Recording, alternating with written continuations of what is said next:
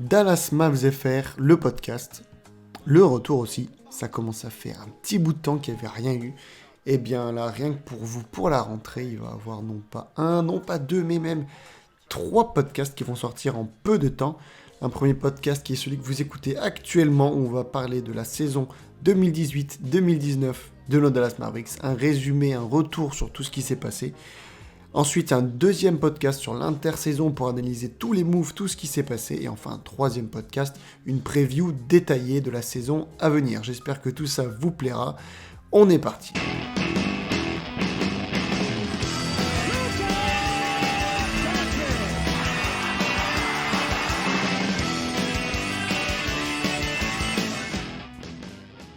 Alors pour cette première vidéo, pour ce premier podcast, je voulais donc qu'on revienne sur la saison 2018-2019 de Dallas Mavericks parce qu'il y a beaucoup de choses à dire. Et autant dire que cette vidéo, elle va être intéressante pour les fans de Dallas qui vont revivre avec moi les moments qu'on a pu voir, les moments historiques qu'on a eu cette saison, mais aussi pour les fans des autres équipes parce que je vais sûrement parler de certaines autres choses que vous n'aviez pas forcément réalisées en suivant nos Mavericks de loin. Donc je pense que cette vidéo est destinée à tout le monde. Promis, je vais essayer de faire quelque chose d'assez court, d'assez concis, et j'aimerais bien rester en dessous des 15 minutes, donc j'espère que je vais y arriver. Tout d'abord, la saison des Dallas Mavericks en 2018-2019, on est tous d'accord pour dire qu'il y avait vraiment tous les projecteurs qui étaient rivés sur 2 personnes uniquement, et tous les autres, ils étaient un petit peu dans l'ombre. Donc évidemment, ces 2 personnages qui avaient toutes les lumières pour eux, vous savez très bien de qui je veux parler, et ils vont avoir un petit chapitre dans ce podcast qui leur sera dédié juste à eux. Mais on va donc prendre les choses d'un ordre chronologique et donc revenir un petit peu à l'intersaison, la draft de l'année dernière. Donc je vous rappelle qu'on a eu, avec un joli trade des Hawks, avec les Hawks, on leur a échangé Trae Young, on a pu récupérer Luka Doncic, donc une hype maximum à Dallas, on était tous très heureux de le récupérer. Et pendant la free agency, on a réussi à faire venir DeAndre Jordan, un vrai pivot comme on n'avait pas eu depuis Tyson Chandler en 2011. Donc on avait une équipe qui sur le papier était assez sympathique, avec un 5 de départ, Dennis Smith Jr., Luka Doncic, Wesley Matthews, qui se partageaient un petit peu donc tout ce qui était backcourt. Et enfin, une raquette donc avec DeAndre Jordan en pivot, et ensuite Harrison Barnes un petit peu en ailier fort, bien qu'il soit un peu petit. Mais tout ça nous donnait un 5 de départ vraiment intéressant, avec pas mal de qualité dans plusieurs secteurs, et qui pouvait nous laisser penser qu'on avait des chances d'aller en play-off. Et évidemment, on reste à l'ouest, donc on avait quand même des attentes raisonnées. J'avais prévu une 9e place en disant qu'une 7e ou 8e place n'était pas impossible. Donc évidemment, l'objectif principal, c'était surtout de faire progresser Luka Doncic, Dennis Smith Jr., ce backcourt là qui nous faisait tous fantasmer les fans des Dallas Mavericks, avec l'explosivité, la force de Dennis Smith, et puis la justesse, l'intelligence de jeu de Luka Doncic. Mais c'est pas tout à fait ce qui s'est passé. Donc tout d'abord, on va revenir sur le tout début de saison, donc c'était face aux Suns. Vous inquiétez pas, je vais pas faire du match par match. Mais donc le premier match est face aux Suns, donc de Ayton Booker, et on va le perdre de 20 points. Donc une entame pas très bonne, et en fait ça a été ça pour les premiers matchs, parce qu'on s'est rapidement retrouvé à un bilan de 2 victoires pour 7 défaites, et c'était un petit peu décevant, là il n'y a rien à dire là-dessus. Il y a eu notamment une défaite, les fans des Mavs vous en souvenez, à Los Angeles, avec Wesley Matthews qui fait une faute débile sur LeBron James à quelques secondes de la fin, alors qu'ils étaient dans le bonus, ce qui envoie LeBron sur la ligne, et ce qui nous fait perdre le match de 1 point, bref. Tout ça nous a amené à bout d'une dizaine de matchs d'avoir pas mal d'interrogations. Écoutez, ça va pas trop bien. Et puis est venu ce très beau mois de novembre et début décembre, avec une période, vous vous en souvenez peut-être, d'invincibilité à la maison, où on a été d'ailleurs la meilleure équipe de NBA à la maison au niveau du bilan pendant un certain temps, qui a fait que on a réussi à avoir un bilan de 15 victoires pour 11 défaites vers la mi-octobre. Après la grosse victoire face aux Rockets, là vous avez tous vu ça highlight, fan des Mavs ou pas, avec Luka Doncic qui finit les Rockets à lui tout seul en fin de match. C'était exceptionnel. Et donc à ce moment-là de l'année, tout allait bien pour nous. On était 5-6e à l'ouest, il me semble. Et comme j'avais prévu dans mes meilleures prévisions, on avait donc un objectif capable de se battre pour les places du fond en play-off. Et c'est ce qui se passait. Néanmoins, juste après, on a enchaîné 7 défaites en 8 matchs, et que des défaites qui étaient très courtes. C'est-à-dire qu'il y a eu en moyenne 4 points d'écart sur ces matchs-là. C'était face à des grosses équipes et on n'a pas su concrétiser, ce qui nous a emmené un bilan qui d'un coup est devenu négatif.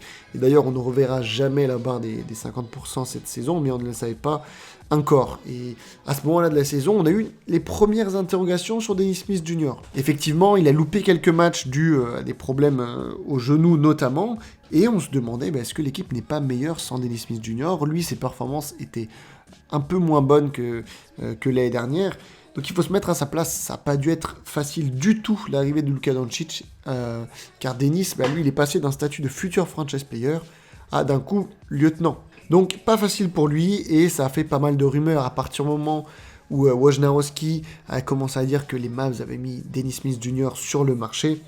Là, on est rentré dans une phase un petit peu étrange de notre saison, donc c'est la phase qui va de mi-décembre à fin janvier, où on ne savait pas trop en fait ce qui allait se passer avec Dennis Smith Jr. et les fans et les MFFL étaient scindés en deux catégories, les pros et entre guillemets les anti, même s'il n'y avait rien de personnel contre lui, c'était juste pour dire on a Luka, maintenant il faut dégager Dennis.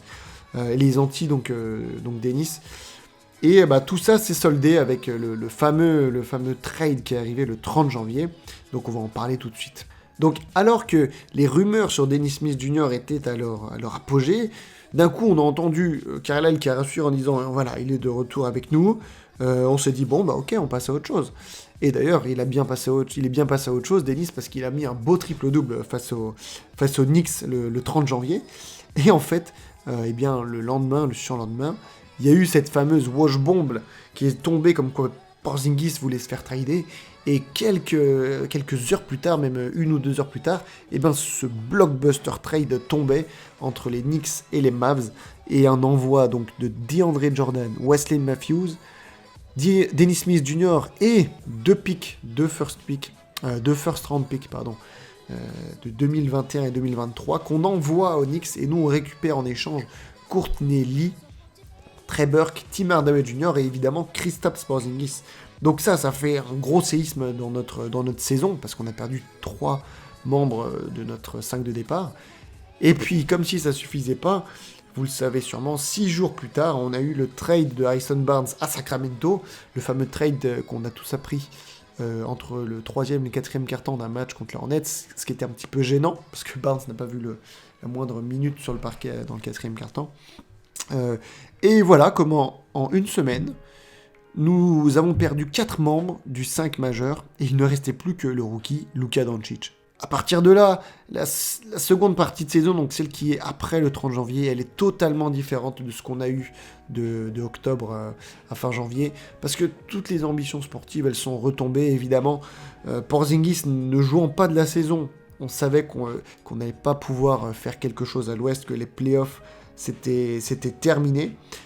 Et on s'est même tourné vers le bas, entre guillemets, en se disant, écoutez, est-ce que ça vaudrait pas la peine d'aller chercher le pic 2019, et pour cela, il fallait qu'on soit dans les 5 choix à la draft. Donc, on s'est même demandé ce qui vaut pas mieux tanker.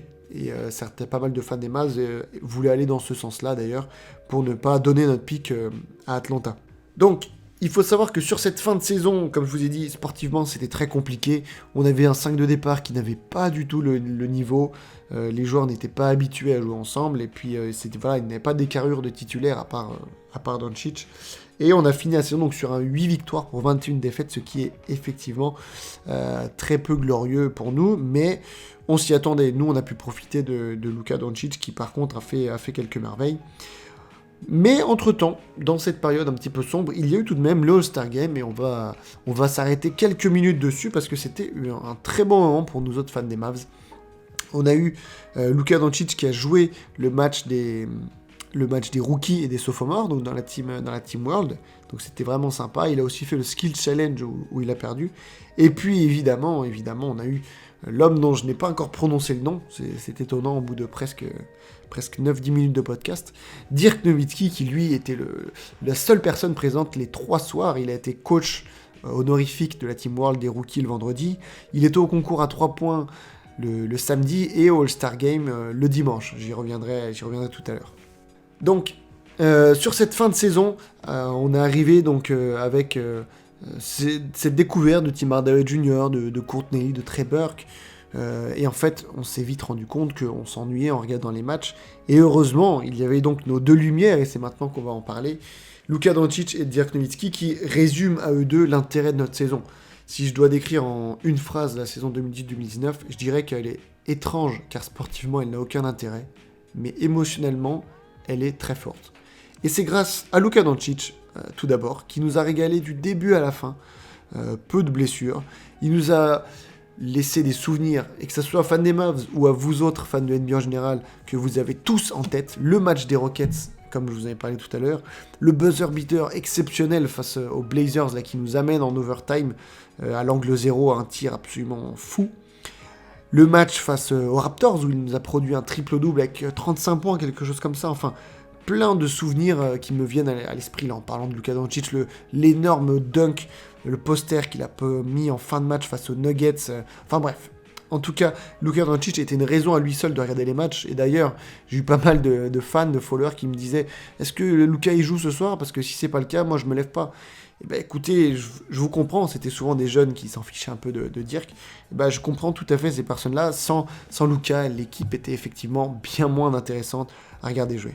Ce que j'ai beaucoup aimé avec Luka, c'est que la hype, elle a été énorme. Donc des fois, c'était même un petit peu trop. C'est-à-dire que personne ne voyait ses points négatifs. J'avais l'impression d'être le seul.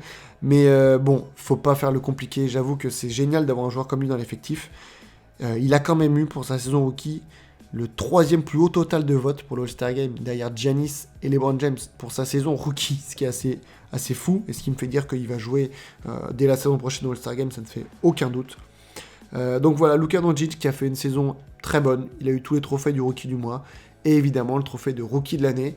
Il nous a régalé pour sa première saison, et il continuera de nous régaler pour plusieurs années à venir. Enfin, l'autre beau projecteur de la saison, et là c'est le côté un petit peu émotion qui va parler, c'est évidemment Dirk Nowitzki. Donc Dirk Nowitzki, la saison a été compliquée, surtout le début de saison. Vous vous souvenez peut-être qu'il a loupé les 4 derniers matchs de la saison précédente, parce qu'il s'était fait opérer au pied. Et en fait, il y a eu une inflammation qui s'est déclarée au niveau du summer camp, qui a fait que Nowitzki n'a pas pu commencer la saison. Il a loupé les 21 premiers matchs, 21, 26, quelque chose comme ça, premiers matchs de la saison. Et en fait, nous, on l'attendait comme un fou. C'était assez drôle, hein, tous les fans l'attendaient comme on pourrait attendre le retour de Kevin Durant en étant fan des Nets, alors qu'on savait qu'il n'allait pas changer toute l'équipe, mais on avait tellement envie de le voir, c'est dire quoi, putain. Et il est arrivé, mais c'était vraiment pas ça quand il est arrivé. On l'a senti diminuer, il avait du mal à se mouvoir en défense. Je sais que ces dernières années, c'était pas ça, mais là, ça faisait vraiment... ça nous faisait presque de la peine sur certains matchs, vraiment où il est revenu au tout début. Et j'étais triste, pour le coup, j'étais vraiment triste. Et je pense que pas mal de fans de Dirk l'étaient, de se dire, oh là, mais quel niveau il a atteint. Et puis au final, il s'est un petit peu mis en route. Avec les matchs qui passaient. Il a repris un petit peu confiance en son shoot. Et au bout de quelques dizaines de matchs, en fait, il a réussi à trouver un petit rythme en sortie de banc avec un apport assez intéressant, même malgré son temps de jeu diminué. Et puis, il apportait plus que certains joueurs. Hein. Par exemple, Tim Hardaway Jr. Impactait plus négativement le match que Dirk, selon moi. Mais bref, ce n'est pas là le sujet. Et puis en fait, il a pu nous produire même sur quelques matchs des très bonnes prestations. J'ai un souvenir d'une raclée qu'on inflige aux Warriors, peut-être vous vous en souvenez. C'était totalement n'importe quoi. À l'Oracle Arena, on a gagné de 35 points chez eux, alors que les collègues de Dub Nation FR, là, d'ailleurs, étaient là-bas sur place. Ils devaient être un peu dégoûtés. Et ce match-là, Doncic a été super. Dirk a vraiment... Il était facile. Et puis, sur ces quelques matchs où je me suis régalé de voir Dirk, et dans tous les cas, tous ces moindres paniers, chaque petit fade-away, chaque tir à 3 points, je les ai savourés en sachant que de toute façon, on arrivait vers la fin. Et voilà, je regrette pas du tout d'avoir vu tous ces moments-là de Nowitzki. Et puis évidemment, ce All-Star Game, qu'est-ce qu'on s'est régalé avec, il nous a fait rire en étant coach de la Team World, en trash-talkant Luka, pour le concours à 3 points. Alors il y a certains, j'ai toujours du mal à comprendre, mais qui ont râlé à l'annonce de Nowitzki au concours à 3 points, alors que de 1, le concours passait à 8 concurrents, 8 participants à la place de 10 à la place de 8, donc il n'a pas volé à la place de quelqu'un. Et puis en plus, on parle pas d'une file NBA ou quoi, c'est un concours à 3 points, et puis certains se sont offusqués de ça. Bon, heureusement, la plupart des gens, vous étiez fan ou pas des Mavs, hein. Vous trouviez ça vraiment cool que dire qu'il soit. On avait tous peur d'ailleurs, moi comme vous, qu'il n'arrive pas à finir ses racks, et il les a finis. Il a même fait un score meilleur que certains autres joueurs, donc bref, c'était super cool. Et puis pour le All-Star Game, le lendemain, à l'image de sa personne d'ailleurs, il a préféré jouer très très peu. Il a joué que 3 minutes d'ailleurs, on était déçus, nous autres fans des Mavs. Parce que peut-être il pensait pas mériter sa place, je sais pas, mais bref, en 3 minutes, il nous a planté 3 points. 3 sur 3 à 3 points, c'est tout simple, et tous les joueurs étaient en feu sur le terrain. Bah, d'ailleurs, je vous mets les images si vous regardez sur YouTube, ça c'était vraiment un régal. Et puis on a pu voir tout au long de cette saison les autres, à l'extérieur, toutes les autres salles qui ont fait énormément de bruit pour Dirk Nowitzki, et je peux vous le dire, ça fait vraiment chaud au cœur, alors que... Bah, je suis juste fan des Mavs, quoi, mais voir tout ce respect qui émanait de toutes ces salles, c'était vraiment quelque chose de génial à voir. J'ai notamment 2 souvenirs très marquants en tête. C'est au TD Garden, les fans des Celtics qui ont fait un bruit énorme pour Nowitzki, alors qu'il a été dégueulasse, il a fait 0 sur 10 au shoot de mémoire. Et puis Clippers, évidemment, Doc Rivers qui a fait un magnifique hommage. Bref, tout ça fait que chaque match était très spécial, rien que pour Nowitzki. Le public a toujours été là pour faire du bruit pour lui. Et ça, je pense pas que des gens qui étaient... m'écoutent, mais dans tous les cas, je peux que remercier et avoir du respect pour ces fanbases-là qui ont montré tant de respect aux meilleurs joueurs de notre histoire. Et tout ça, c'est terminé donc... pour terminer notre saison avec son dernier match à domicile, qui était donc face à Phoenix, où il a mis 30 points, donc c'était une petite régalade. Et surtout à la fin du match, où on a eu une cérémonie de 30 minutes hommage, qui était magnifique. Je vous mets le lien, et je vous encourage à aller la regarder sur YouTube, elle était vraiment très très très belle, avec des joueurs comme Sean Kemp, il y avait Scottie Pippen, il y avait Charles Barkley... et il y avait Larry Bird quand même, Monsieur Bird qui a bougé, qui est venu. Bref, tous ces joueurs-là, Karela El Cuban qui ont fait des discours, c'était un super moment. Et puis est venu le moment où Dirk a pris le micro et puis il a annoncé, il a officialisé la chose que tout le monde savait, mais on voulait tous pas l'entendre. Il a dit voilà, c'était mon dernier match à la maison. Effectivement, à la maison, parce que le lendemain, il jouait. Pour son tout dernier match en carrière, on jouait donc le dernier match de notre saison à San Antonio. Les Spurs qui ont fait une très belle vidéo hommage avant le début du match. C'était fou de se dire qu'une équipe fait une vidéo hommage aussi grande pour un joueur qui, de 1, n'a jamais joué 1 minute pour eux, et de 2, leur a mis plein de bâtons dans les roues. Dire qu'en 21 ans de carrière, qu'est-ce qu'il a pu faire chier les Spurs? Ils demandaient à tous les fans des Spurs. Bref, ils ont fait cette vidéo hommage qui d'ailleurs a fait bien pleurer... Nowitzki, et nous on a eu donc ce dernier match en carrière, il met 20 points, il s'en va dans la dernière minute avec un shoot sur la tête du rookie des Spurs, shoot qui fait ficelle, temps mort, le joueur sort, Dirk sort, le public scande MVP, c'était vraiment un bon moment, le public de San Antonio, et puis c'est ainsi que c'est terminé donc la carrière de Dirk Nowitzki sur ce beau parquet. C'est ainsi que c'est terminé notre saison 2018-2019. Et c'est aussi ainsi que se termine ce podcast. J'espère que ce podcast vous aura plu. Moi, ça m'a fait énormément plaisir de retourner, de refaire une vidéo. C'est vrai que ça faisait trop longtemps. Et donc cette saison, on va essayer de se tenir à un rythme un peu plus régulier. Je vous dis bonne journée, bonne nuit, bonne soirée, peu importe l'heure à laquelle vous regardez. Vive les Mavs, vive la NBA et vive Dirk Nowitzki. Salut tout le monde.